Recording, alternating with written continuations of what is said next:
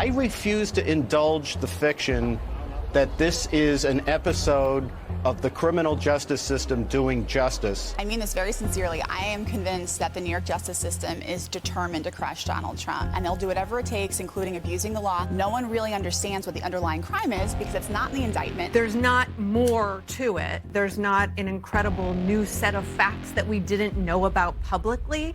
It's really the facts of this case as they have existed for basically almost 7 years. That will play immediately into the politics of this, that there was nothing new, that there was not a new surprising fact pattern. In America, we're supposed to have a free and fair justice system, and one of the critical components of that is to know what you're being charged with. The accused has the right to know what they're being accused of, right? That's a hallmark of the Sixth Amendment in the Constitution, something we're all guaranteed to have. This is a highly partisan, highly political process.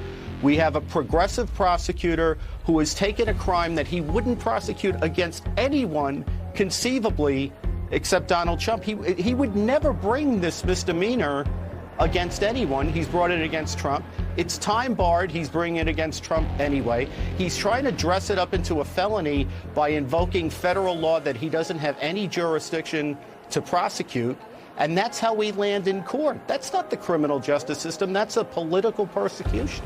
It's another example of a New York prosecution going after Trump where there's no victim. How do you sort of legality-wise, but also on the optics of it, then sort of bump this up from misdemeanor to felony when you've downgraded 52% of felonies and won't prosecute many of the violent crimes? Down here on planet Earth, we shouldn't be regarding Alvin Bragg as a law enforcement official.